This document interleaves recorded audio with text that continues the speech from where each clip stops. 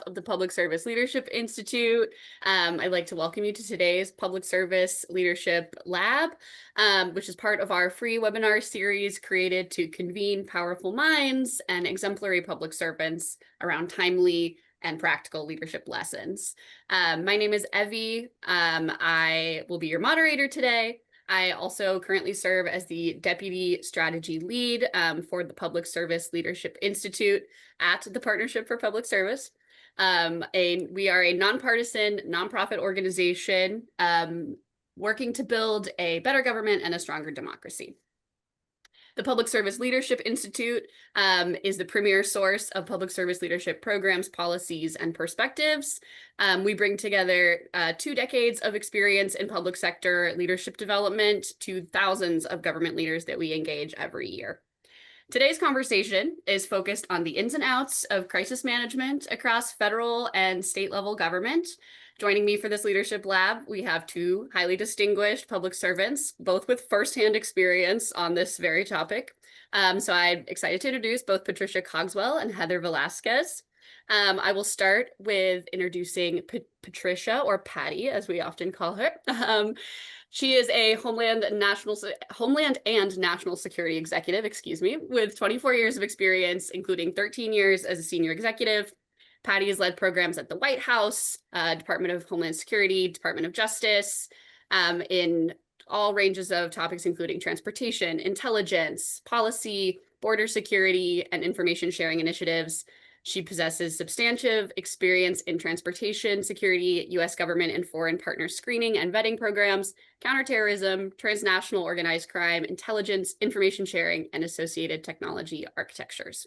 She's led multiple organizations through strategy, policy, and technology execution, operations in support of national security missions, as well as how to construct and implement both business and technical architectures. She's led complex initiatives across the federal government with international partners and negotiated international agreements. Patty's also one of our strategic advisors to government executives, a community of former C-suite government leaders who lend their expertise to help other leaders navigate the complex government environment and the political, management, legal, and fiduciary demands of their positions. Patty, thanks so much for joining us today. I'm really excited to have you. Thank you for picking one of my favorite topics. I'm really excited to be here. Great. Awesome. All right, next I'd like to welcome Heather Velasquez, the Deputy Director of Administration at the Colorado Department of Personnel and Administration, and a 2025 National Association of State Chief Administrators 20 Under 40 Award winner. This prestigious award, presented by the National Association of State Chief Administrators, recognizes 20 outstanding individuals from across the government, across the country for their exceptional contributions to state government.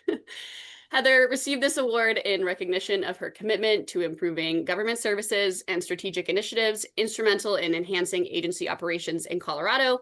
Heather's dedication has ensured the success of many critical efforts, including Colorado's COVID response, the creation of the Government Operations and Cabinet Affairs Office, the implementation of the State Recovery Plan, renegotiation of the state's labor union contract, and advancing skills-based hiring and statewide performance initiatives. Previously, Heather served in the Office of Governor Jared Polis as the Director of Recovery and Strategic Initiatives and the Deputy Director of Operations. She also held several leadership positions within the Colorado Department of Human Services. Heather, thanks so much for bringing your insights to this conversation. We're really excited to have you part of this today. Thank you so much for having me. It's really exciting to be here and such an honor. Thank you. Amazing. Well, I'm really excited to go ahead and get us kicked off in this conversation. So first, I want to start by talking about why leading in public service is unique. Of course, there are so many sources that advise on how to build effective leadership skills, but sometimes these broad insights don't always apply to a government context, or at the very least, they don't always consider the nuanced systems that public servants have to operate within. So I'm curious, we'll get to the specific leadership skills of managing in crisis, yes, but I would love to hear from you both about why you chose to work in public service, what leadership skills you think are unique when it comes to the public sector and public service leadership. And especially, I'm interested to hear your insights as you both work in different levels of government. Patty, your experience being primarily federal, and Heather, your experience being primarily at the state level. So I'm curious, what drew you to those, to public service, to those roles, and what do you feel like is really unique about public service? Heather, why don't we start with you? Sure. Yeah. Thank you so much.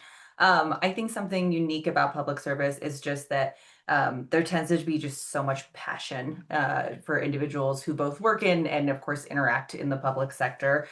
We touch every part of people's lives, depending on which part of the government you're looking at and which level of the government you're looking at, meeting people at all different stages of their lives, and tend to be just this massive presence. And people who work in this side of the government oftentimes are led here because they're really passionate about one particular cause or one particular policy area. And so you see a lot of that. And so that can be really rewarding, and it can have a lot of a positive influence, obviously, in the work that we do. It can also be really challenging because there are so many emotions tied to the work that we do. And so that's something that's definitely unique and stands out. And just for my own journey in public service, I was drawn here by passion. I sort of didn't know what I wanted to do. I knew I wanted to feel like I was making an impact somewhere and do something that I was excited and passionate about. So I started my career in education, early childhood education, elementary education,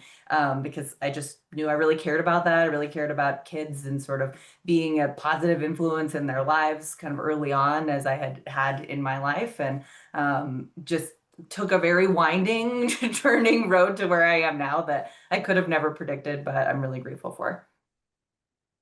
That's awesome. I love I will follow suit and agree very much with Heather that I think that passion for public service, for giving back, for taking care of your neighbor, your community, your country on really hard issues, right? It's also a place where you can take on and work issues that frankly just aren't always available to be even worked on in the private sector. There are certain areas that's just not what private sector is incentivized to work on or do. I will say, I came into public service, jokingly, I say it's sort of the family business. So my father was a longtime career Fed. He was with the Department of Navy. My mother was a longtime non-governmental organization person. And so I grew up in Arlington County thinking, didn't everybody come up with this sort of culture of how do you give back and how do you work on these issues of significance and concern to make things a better place? And it wasn't until I got to college that people talked to me about totally different career paths that I had never remotely considered. But I will say, I have very much enjoyed, I spent 24 years in federal service. I've spent the last 5 in consulting, and seeing sort of a little bit of both sides as I've worked for some commercial clients as well as back for government projects and programs. I would really say the biggest thing I see is that idea of what are the things that government is sort of uniquely or traditionally best positioned to work on. It's not that there aren't people who don't care in outside of government spaces, especially in the non-governmental organization, but it's just harder. They don't have some of the levers necessarily, or they aren't empowered in quite the same way, frankly, that government often is charged to do. And that charge, that responsibility, I think a lot of people see as a sacred trust, something they want to get right. Absolutely. That's a really great reflection. And what I'm hearing in both of your answers, and I think you're getting at the heart of what makes public service unique, is this like commitment to the good of the public, the good of others. Of course, we recognize it's like a service role, it's kind of inherent in the name public servant, if you will.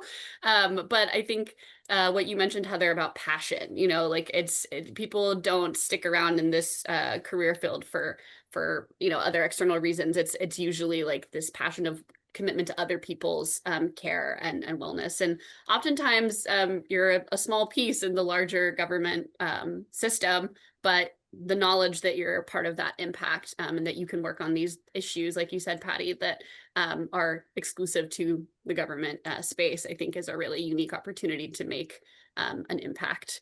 and feel like you're part of something bigger. So, well, that's really wonderful, and I love hearing your all's reflections on how you got into public service and what drew you there. So on the crisis management side of things, of course, we've talked about, again, leading in government is unique. You don't have the same like shareholder stakeholders necessarily to work with. Your bottom line is different oftentimes. So I'm curious, government, there's always like different protocols and systems that have to be followed. And especially in a crisis situation where, you might need to move quickly or pivot, how do you strike the balance of appropriately adhering to protocol while also encouraging your team to be innovative and creative and coming up with new solutions? How do you cultivate that balance both in yourself, and then how do you communicate that to your team? Patty, why don't we start with you? Sure. The first thing I will just start with is it all happens before the crisis to set yourself up, right?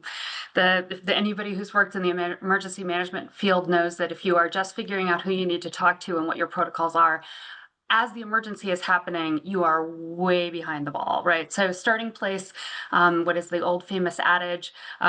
Plans don't matter, but planning is everything. That idea that you have looked at different types of problem sets, you have figured out who the right community of people are. You've done your best to sort of work on protocols and plans and processes. So as much as possible, you can execute against a playbook. And then you are saying, okay, am I reaching my results? If I am not reaching my result, that's where you really want the creativity, where people go, yep, this isn't working.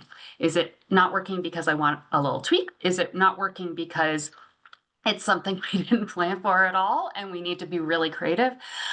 What I often, in that time of crisis, you want to think about is, how do I channel that innovation, that enthusiasm, that excitement in ways that are constructive and helpful? I have lived through some unfortunate times, mostly responding to hurricanes and stuff, where we had brand new people into the environment who wanted to rewrite the playbook in the middle of the crisis, and it caused during the event a lot of tension and frustration. And at a time when many people are barely sleeping and you're running full out and you're trying to get supplies to people and you're really greatly concerned, and to have somebody saying like, I know better than you all, I'm going to go my own way, is just something you don't need, right? The flip side of that, there are times where, so for example, in a terrorist event response, there's part of that playbook you have not written because you are learning what the mode of operation, what the event has occurred,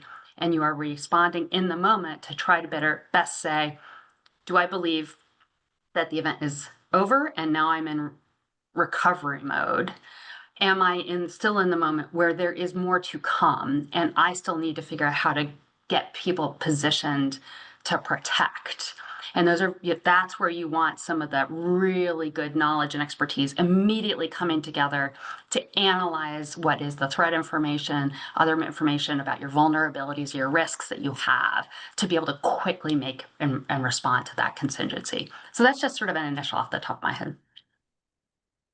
Yeah, Patty, so much of what you said resonates, that it starts before the crisis.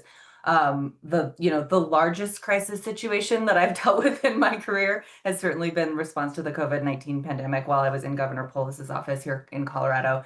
And I remember during that time, and other times in my career, I always heard this phrase of like, we're building the plane while we're flying it, right? Like this is unprecedented. We've never done this before, but you can't build the plane while you're flying it if you don't have the plane parts, right? If you have parts to a go-kart, then you can't build a plane while you're flying it. And so it's really important to have that like base structure, that base understanding. Another thing that just I really learned in that, watching all of our teams come together and just understanding that you have so many resources, and trusting and recognizing the people who are really in place, and trusting that they know what their job is and that they can answer the questions. And one person doesn't have to know anything. One person can't know everything. And so you've got to be able to expand your team to get them ready and then to trust them in those moments. of what they need to do and that they're ready to do. And then you also need to understand why your protocols. You said something in the question about it, how do you balance, creativity and being agile in the moment of crisis to adhering to protocol. You need to understand why the protocols are the way that they are and what the underlying reasons for those are, so you can understand how they're maybe bendable, fungible, changeable, right? Like how can we change this in this situation, and what are the unintended consequences of this? One of the, when I started working in Governor Polis's office in 2019 at the beginning of his administration, he had sort of 4 tenets that he talked about and that his team talked about all the time. And one of them was no unforced errors. And it's something that's always stuck with me and that I think about a lot, is no unforced errors, and just understanding the consequences of everything you're doing, intended and unintended. I think we tend to, especially in a crisis situation, our brains just go to like, this is what I want to happen and this is the thing that will make it happen. But what about other things that might happen that maybe you don't want to happen? And being sure, again, you're relying on your network to understand what those things are. I love that. Sorry, if I'm gonna jump off Please to go that ahead. point. Yeah, that point of understanding second order or unintended consequences and thinking through, is that a good thing? Is that incentivizing what I want it to incentivize, or is it in fact going to create the next set of problems?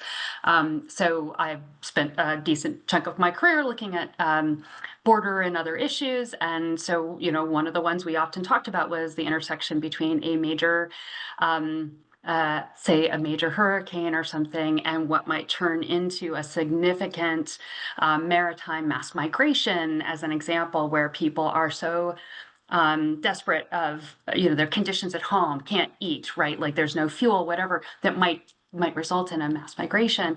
And so we would spend time thinking about what should we plan in advance so that people don't get to that level of desperation.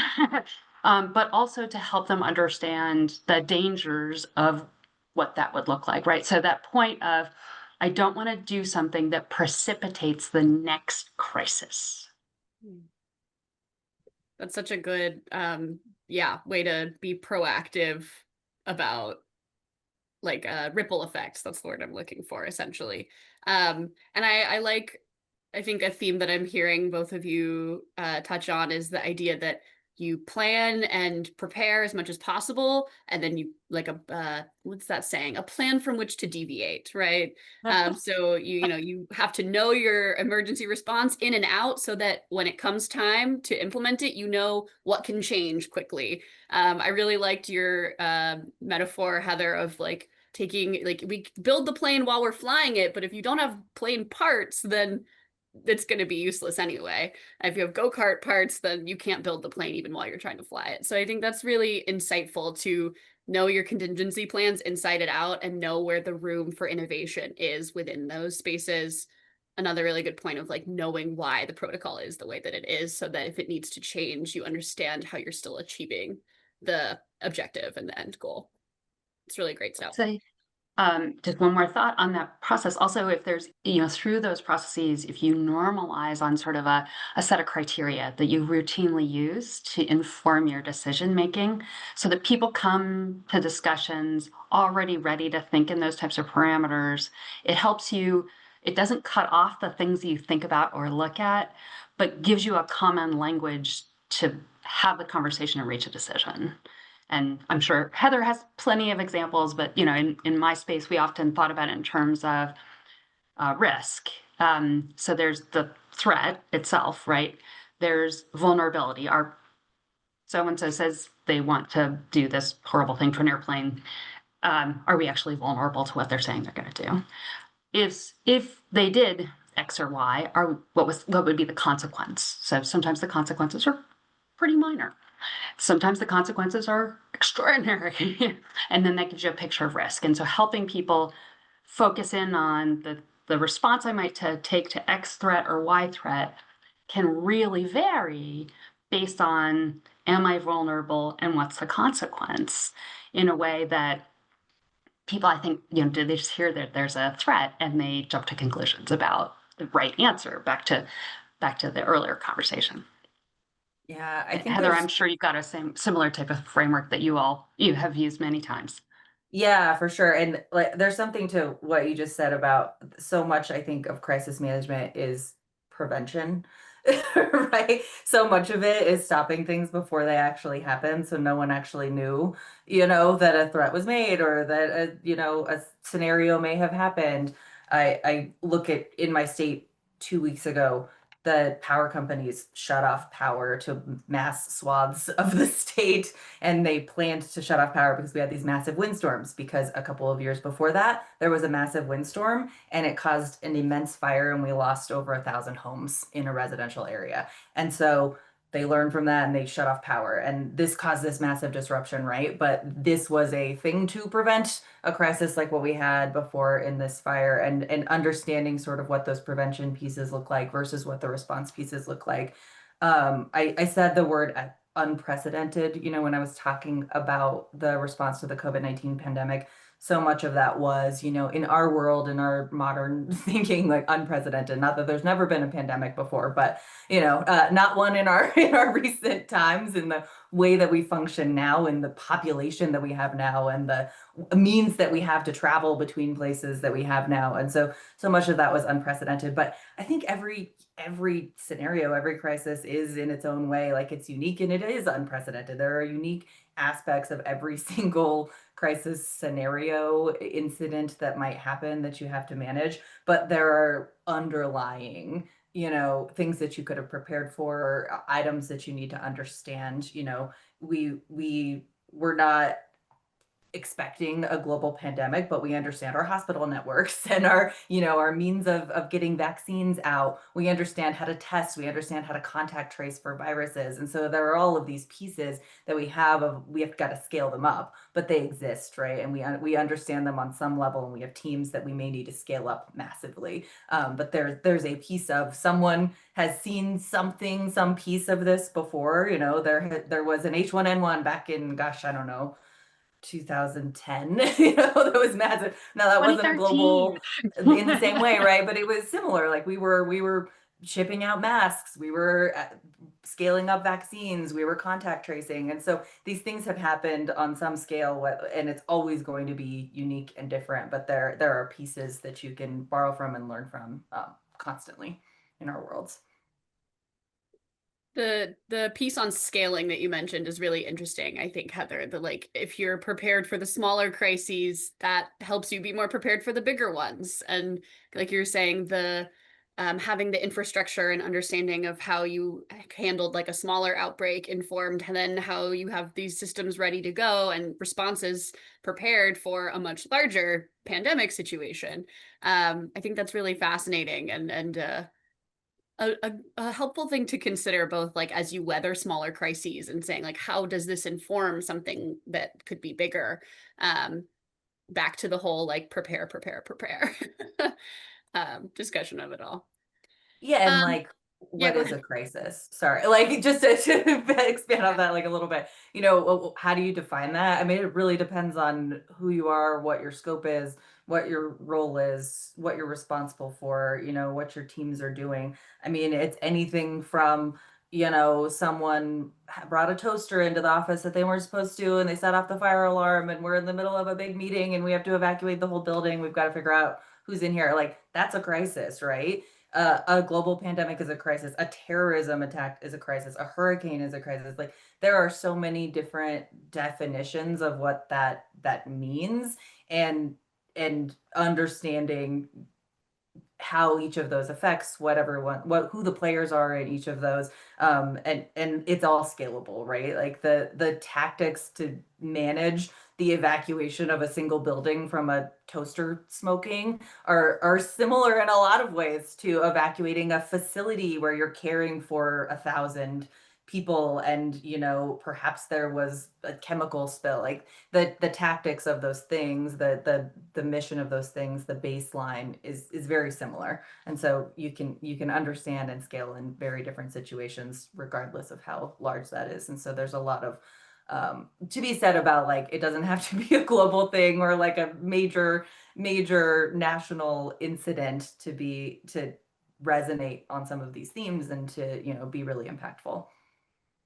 Yeah, I could not agree more. It just, it's one of those areas that if you think about, even something that, at the moment, it, it's not an immediate, like, to your point, the world is ending, right? But you suddenly go, oh my gosh, this is something that had a way bigger ramification than we had been planning for. And so, therefore, what do I need to put in place now? So, I will use as an example, a number of years ago, was sort of the first ever really thoughtful approach and incident. Gatwick Airport was essentially shut down because a series of drones were swarming the airport. Um, they didn't blow anything up. They didn't get sucked into an airplane engine. They didn't actually do anything nefarious, but they kept having to shut down the airport because you kept having these drones come in and nobody knew who was operating them, what they were doing, why they were there, and how to operate safely around them, or should they operate safely around them. Basically, shut down the airport, caused hundreds of millions of dollars of loss in revenue, but also just think about the last time you were at an airport and your plane got canceled, and they shut down 3 days of air travel in one of the largest airports in the U.S. in the UK. And I think we all had that wake up call of we had been planning very much around sort of the kinetic side of things, like what if a drone came in carrying a bomb? But we had not planned for some of these more disruption events. And it suddenly just sort of flipped over, I know, our worldview of, okay, who has authority to do something about this? And the answer was no one has good authorities. No one has great technology to respond to. Lead official is in an event. And we go, and we turned that into, okay, we need to figure that out right now. And that was some fun we had back in 2019. There was something in that story too that pinged for me that I think I could certainly learn from you, Patty, that I would love to, kind of hear your thoughts on, is that when you react and how you react, the under or overreacting, right? Like there's there are drones and they could be nothing. It could just be like a guy down the road who thinks it'll make a good picture. Or it could be like a real threat and people could get hurt and lives could be in peril. And so you don't know what that scope is, and you don't want to shut down the airport if it's the guy down the street. You don't want to not shut down the airport if it's the more extreme, right? And I think something that I've certainly experienced, in my own world, and I've seen colleagues experience and leaders experience of that moment of what are those trigger points to decide, like when you have the bigger reaction. And I think I tend to always err on the side of like it's always better to overreact if you're not 100% sure, and again thinking through what those consequences are, right? Like there are massive consequences to shutting down an airport. But the consequences of shutting down the airport if you didn't need to, when you reach that tipping point of we need to act now because we're just not sure. I would love to hear more about. Sorry, I'm asking questions now because I I'm love just it, Heather. excited to hear from That's a from great Patty. But just more question. about like when you make that decision, like when you Yeah. act and the over versus under reacting. And 100% right. As someone who spent a lot of time in the national security space and some intelligence roles, a lot of my world was various threats that we had to analyze, right? And you start out with going, I know 90% plus are gonna wash out within 24 hours, and it's gonna be this isn't this isn't real, or it's, and then another 10% you're gonna go, this is real. They really mean to do it, but we're probably not all that vulnerable. Their consequences pretty low. Back to our earlier conversation. Or the threat's sort of questionable, but the consequence is so high, I have to do something.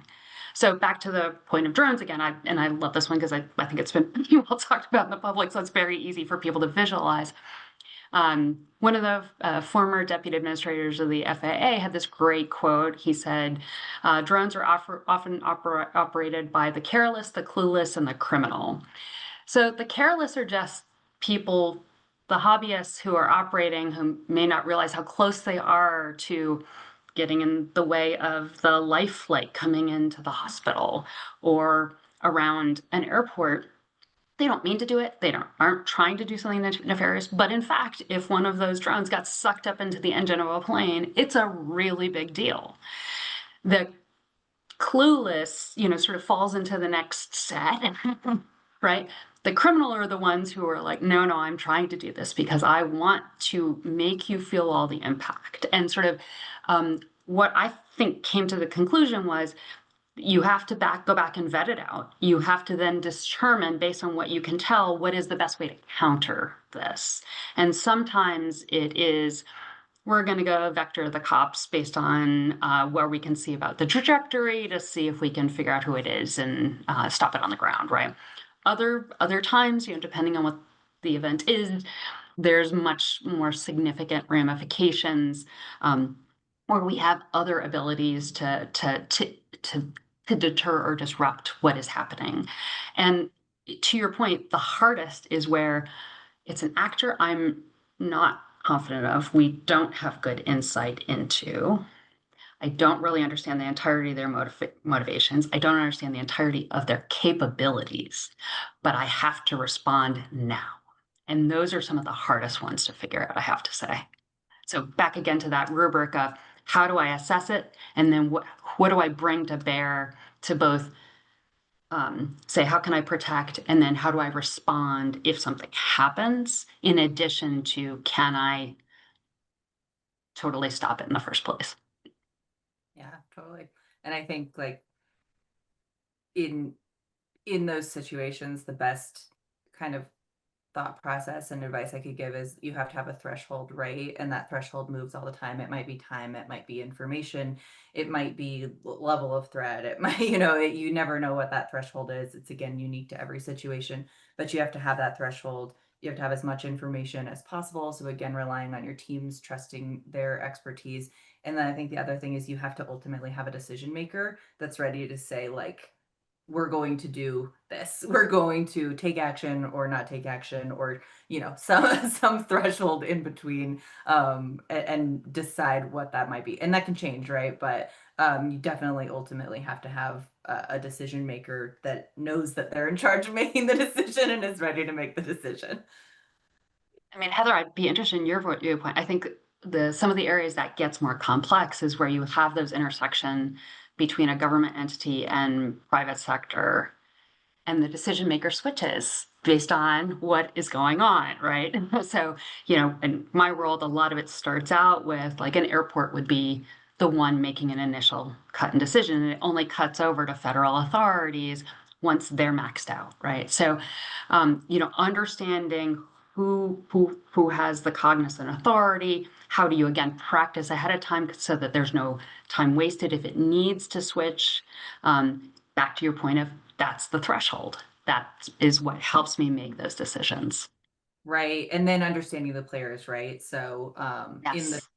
power shutoff scenario I was talking about where the energy company, did this safety measure of power shutting off. It was this activating the network. So at the state level, talking to the school district leaderships and understanding like how they're impacted, making sure they're getting the same information that we're getting at the state level, understanding if they're closing or not. We're deciding that for our facilities and our public facing, where are we in the impact zone and how are we responding, going into those networks. Again, shifting it, I sort of always anchor back to the COVID pandemic because again, that's just that like largest looming piece that I think is important to talk about. I learned so much. I say sometimes that I got like 10 years of experience in a year and a half because it really felt that way in that the who's responsible and who's able to make a decision was so key in our response there. There's local government authority, there's federal government authority, there's private sector authority. There are so much unique things going on. And even if it's not just about authority, like it's someone has the authority, right, to make this decision. Governor has authority here, mayor has authority here, school superintendent has authority. Even if it's not about authority, it's like about respect and teamwork and communication, and making sure that people are involved, whether they actually get to make the decision or not, making sure that they're involved and you're getting their perspective and you're understanding things that you just may be blind to and not know. So there was just so much the amount of stakeholder engagement that went into that response effort throughout the entirety, right? Like day one to we sort of phased out. We got to a point where we were phasing these public health orders and these responses where we were like health order one, and then we got to this meter where we were like red, yellow, green, and depending on which, which color we were in the meter, there were different ordinances in the public health order. But the level of stakeholder engagement, we were organizing businesses from all different sectors in these massive engagement sessions. We were organizing community members. We were organizing, religious membership from the different communities. We were organizing like the fitness community and the like anything you could think of, like from all of the different sectors. And then we had this really interesting thing that evolved, that was we had these public health orders, right? And these were the things that you had to abide by. But then we had all of this guidance online that was, if you are a childcare provider, click here, and then here's how you interpret, this order in your environment, right? And you can't do that just in a little room with 5 people in it, right? Like you have to go out into that community of childcare workers. You need to understand what their business is. You need to be working with the regulating body there, understanding, what all of those conditions are, and working together to answer the right questions. And so, I mean, gosh, the number of meetings I probably had daily, like 5 1-hour meetings with different groups every day, that just me, right? And I was like this one player in this massive thing that I was involved in, and either facilitating or, taking notes on or asking questions in. And that just has to happen. You just have to be engaging with all of the people to understand the things, to get the right triggers of who's in charge, and who's making the decision, and how you can inform the person that is making the decision that is in charge. I'm really intrigued. I want to pull on this thread a little more of the many different stakeholders that you have to engage in a crisis, and the urgency with which you might need to move. And so how do you both, on your own team and then with external partners, be that, other government bodies or private sector, public sector, that kind of thing. What sorts of, I don't know, like leadership acumen or leadership skills do you bring to those conversations? Like how do you encourage your team and make them feel like their perspectives or knowledge is helpful and relevant to the conversation, while at the same time, maybe conflicting interests from other stakeholders? Especially like maybe you could start, Heather, with, you're saying you were in these meetings every day with all these different people who had different concerns, I'm sure. Like their number one priority is going to be different from stakeholder to stakeholder. So what types of leadership skills do you bring to both make them feel like that, yes, that is important, I'm hearing you, and also we might need to triage or, collaborate in terms of like what is the number one priority, what is the action, what is the behavior kind of thing? Yeah, happy to start. And I think, again, anchoring back to the pandemic response, I think it was really important to understand like what were our number one priorities. And our number one priorities were always prevent loss of life and maintain hospital capacity, right? Not just hospital capacity for people who needed treatment for the illness, but everything else, right? Every other reason, people who were in active cancer treatment, people who were in labor, or, people who broke their arm, all of the things, right? And so maintain hospital capacity, prevent loss of life. And so those were our North Stars, right? And then so many other priorities fell in that. Like, obviously, we cared about our economy, we cared about our business owners, we cared about people's well-being and their ability to like gather and have connection and be with each other. We cared about their ability to, exercise their go to church, gather with their family, right? And how do all of those things fit into the North Star? And so understanding those are the things that we absolutely no fail have to be thinking about, and how does that impact all of these other things?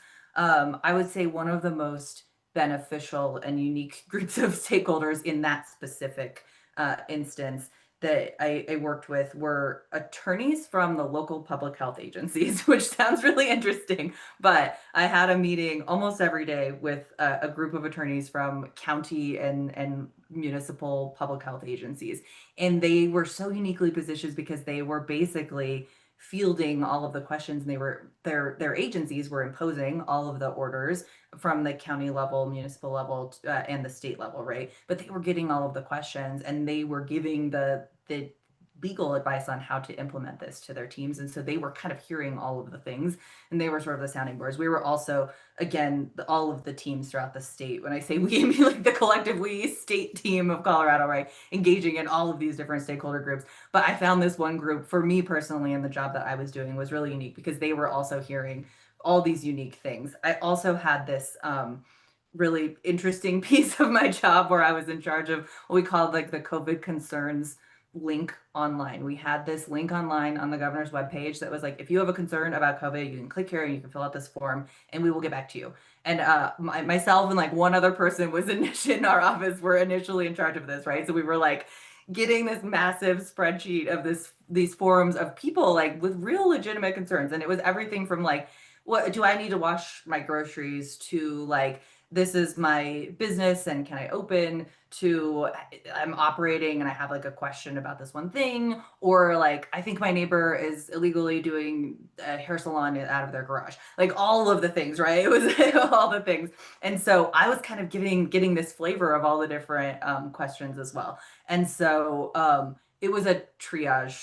It was a triage center, I think is what I'm getting at in that long babble was this group was a triage center of like, what are all the concerns we're hearing? What are all of the things? They would bring those to me. They're like, this is what we're hearing from people. This is what the major pain point is. And I would always anchor in prevent loss of life, protect our hospital capacity. And that was my thing, was I had to hear every question and every concern from that and sort of tier my answer from that. And then obviously I had all of the governor's decisions, all of our team's decisions, all of this information from our epidemiology team and our public health department to back up, the answers I was giving. And then oftentimes I was just taking the questions we were going through. So big picture anchoring in like, what is the major priority? And then how does everything else fall underneath that? I love that idea of having, getting people to agree. We have to call it the unified national outcome. Like at the end of the day, what's your North Star? What are the things so that when people hit an uncharted space, they go back to that. And so the example I'll give is, you all remember there was a nuclear power event in Fukushima a number of years ago because, again, of a natural disaster that turned into a meltdown of a nuclear facility.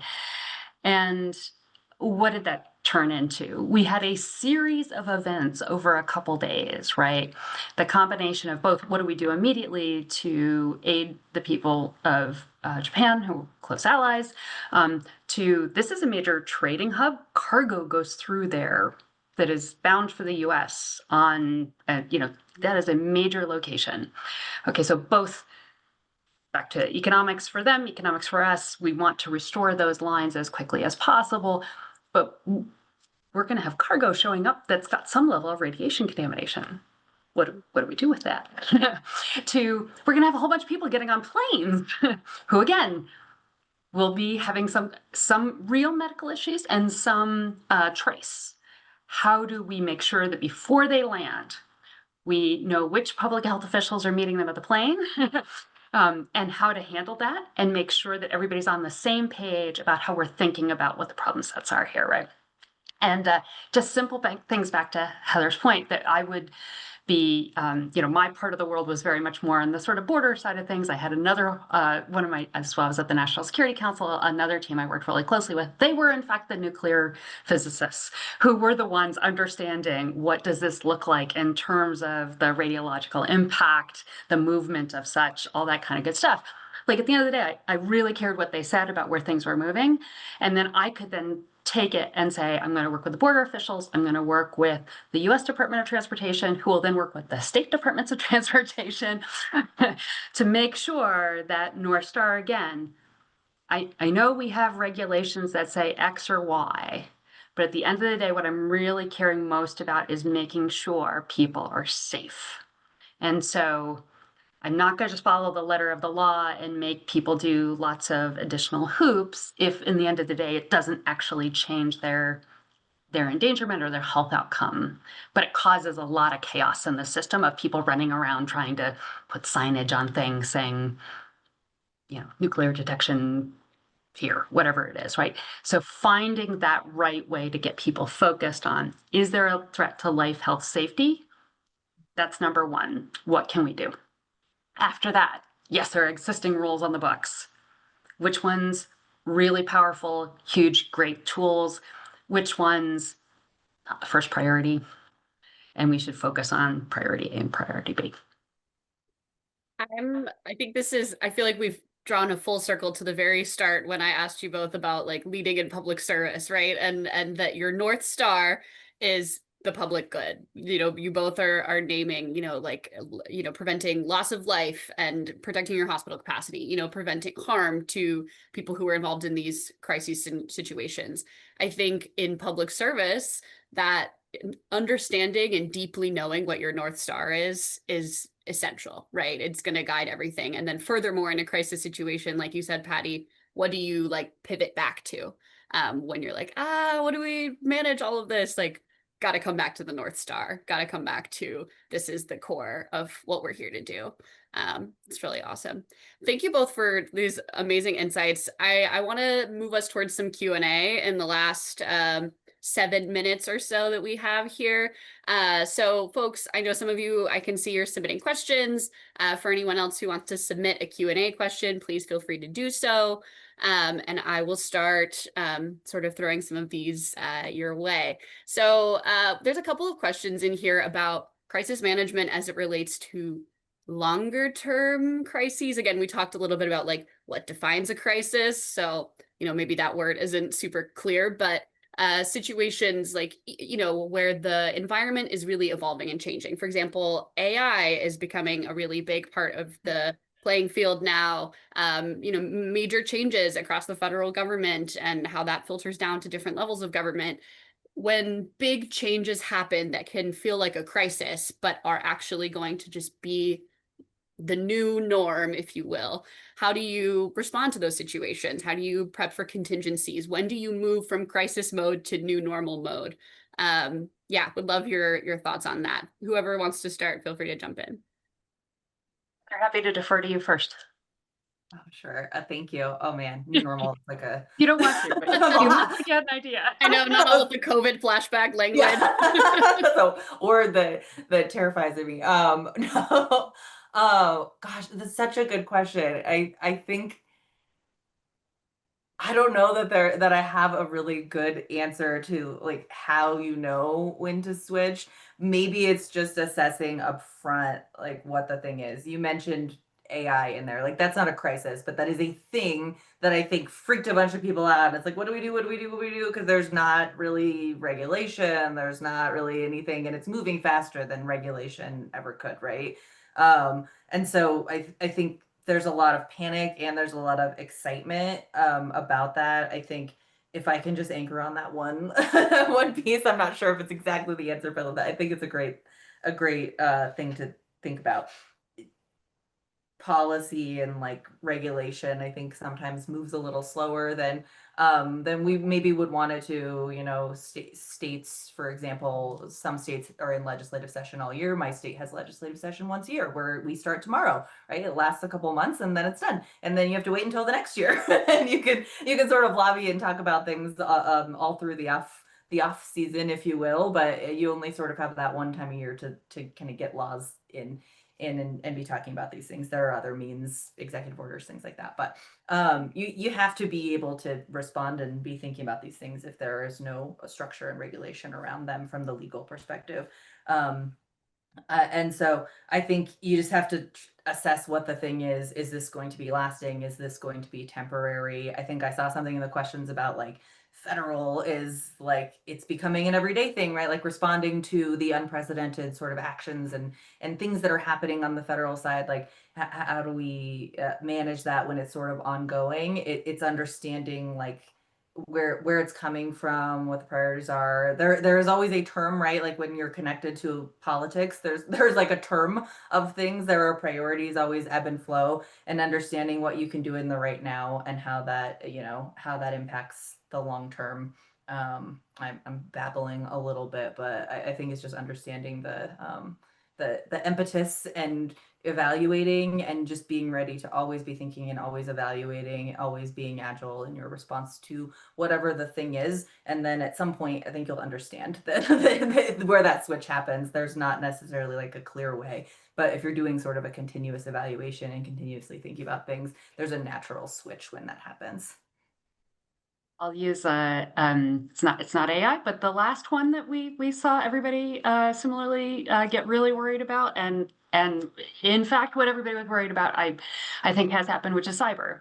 And if you remember back in the early days of cyber, we're back again, you know, we were very much sort of this idea of what's a nation state attack look like, and we were very much focused again on sort of things blowing up, right?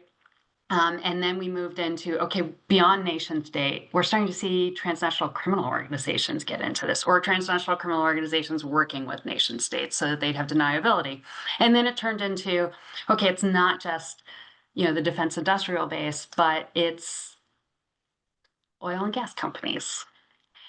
The timeline between that was, you know, I remember having my first conversations when I was at NSC, trying to get folks in the energy sector to sort of normalize around some thoughts about what the threats looked like and what they could look like in like 2013. And it wasn't until 2019 when, you know, 2020, 2021, where we started seeing ransomware really take a massive impact. Again, nothing blew up. The part of the system they actually took hostage was not one, was a back office system, but what it showed was they could impact critical infrastructure in a very significant way. And what I saw out of that was a real switch in people's risk perception, right? Before that, people would be like, oh, why would so-and-so come after me? Or if they do, well, the government's going to immediately have the answer to this, right? And that switch over to thinking about what is my risk? What is the threat? How vulnerable am I? What would be the consequence of this happening? Especially where you're talking back to our second order effects of if pipeline X goes off, goes down, what picks it up? Can they pick it up? It was not something that had gained a lot of traction. So I think having that back again, that rubric to get people to have the conversation, to be able to think four-dimensionally, how is this threat going to grow, or how is this impact going to grow over time? So that not only am I thinking about what the impacts are today and what could be the second order impacts today, but what could they be 3 years from now or 5 years from now, in a way that is, I don't have to have all the answers now, but I need to at least get the right group of constituents talking to each other about what that looks like, so they can think about what is the right amount of self-help, what is the right amount of community level help, what is the right amount of, I really need, you know, big federal government ability to do blah. Right, that's the place that I, if nothing else, I need solution here. Those are all key elements. So if we're talking about AI, I think it's, you know, very similar in terms of the, what can you do locally? Where do you need your community? How do you think about in terms of what is the right answers for you in those spaces? And then where do you need outside help? And what types of outside help might you need?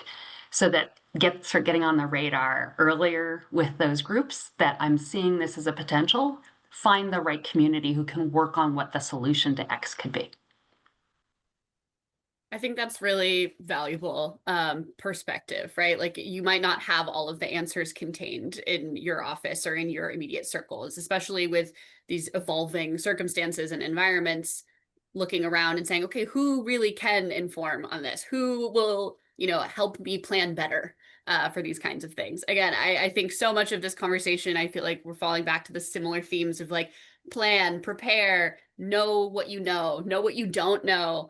And then when it comes time, pivot and go with like what is evolving and changing. Remember your North Star and follow along that path, as although that path may shift and change, kind of thing. Awesome. Okay, so I think we have time for one more question that I will pose to you both to wrap us up. And this one is I'm kind of combining a couple of questions here, but someone asked, in the case of a scenario where a response to a crisis was delayed or did not meet expectations, how do you rebuild, and restore trust with leadership or the public or your customer, preferably without, like any major shifts needing to happen? How, especially, as we're talking in the public sector, your customer is the American public. So how do you restore trust with your constituents when something doesn't go as planned? I'm happy to start, Heather, if you want. I will say I've seen one really example that profoundly changed the trajectory of my career, that I thought was critically important. I've seen other things that it was sort of, I thought it might be too little in response. So the thing, of course, that profoundly changed the trajectory of my career was the creation of DHS after 9/11. Before that, I was not doing this kind of work. And one of the things I loved about the early days of DHS in particular, but was sort of intuitive and inherent in sort of our culture and mindset and ethos, was that we were put together because of that sort of North Star event. And therefore, we knew that we needed to change, and we were all good with the idea that things needed to change, right? Nobody was arguing the status quo was working. The other piece I liked out of it was we incentivized a culture off of that said, and we can keep getting better. As we see each new threat come through, as we see each new activity come through, we can close seams, we can close gaps, we can fix relationships between agencies. We can rethink we used to do it this way that caused us to have 1,000 people service X or Y to make it happen. Over time, we can get smarter with how we do our data and our systems, and it's a fraction of the people and a fraction of the cost. I mean, all of those parameters inherently were sort of in the, a lot of what we were taught. Where have I seen it not go as well, or it's too little too late, right? Where you don't have people able to articulate a way for people to come together around a problem set and meaningfully, constructively work together towards the solutions. Where you have people who are really vehemently arguing for a status quo, or where you are having people argue for such a profound change, the rest of the system either isn't ready for it or disagrees a lot, right? And those are the areas where I see us just not move. And so I will go back to my friend drones for a second, as the, not worrying about politics of the hour. We have known that this is an issue that is going to be a problem. It is a problem now. It will continue to be a problem. Yet we have been unable to get meaningfully longstanding legislation that actually empowers people to respond. And in fact, the legislation that had empowered DHS and the FBI to do something lapsed when the appropriations lapsed last year. So, that point of you had a disagreement about who should be in charge, what should be the limits of their authorities, just drew out the process so much, we got no answer. So I think, really thinking through how to sway the right number of people to get the best answer that the group of people can come up with. That's not just the echo chamber. Make sure you have all the right, back to all the things we've been saying, all the right constituencies in the room. But finding ways to incentivize so you get an answer, rather than just, this is too hard, I'll kick it down the road for another 6 months, and then there's another event, and another 6 months, and another event. That's my downer point of the. It's so profound though, and I appreciate just hearing from you and just all of your experience. So thank you. I think just for me, like on a real practical level, right? An after action review is always a piece of this puzzle that you always want to do, whether things went well or didn't go well, or some mix of the two, which is usually the case, right? Understand what happened, where points of failure might have happened, where points of growth and unexpected good might have happened, and keying in on those and then learning from those practically, I think is the most important point. And then there was just so much profound things to learn from what you said. Like, right, we created this entire new agency, shifted the way we did things after 9/11, and that was such a massive thing. But I don't think you should always reinvent the wheel just for the sake of reinventing it, but understanding why you do things the way that you do and not being afraid to do them differently is so critically important, and understanding when it's time to change things. I have this little sticker that I got early in my career, and I can't even remember where I got it from, but it was some event that I had gone to learn from things, and it was a little sticker, and it's like the no symbol, and inside it says, because that's the way we've always done it.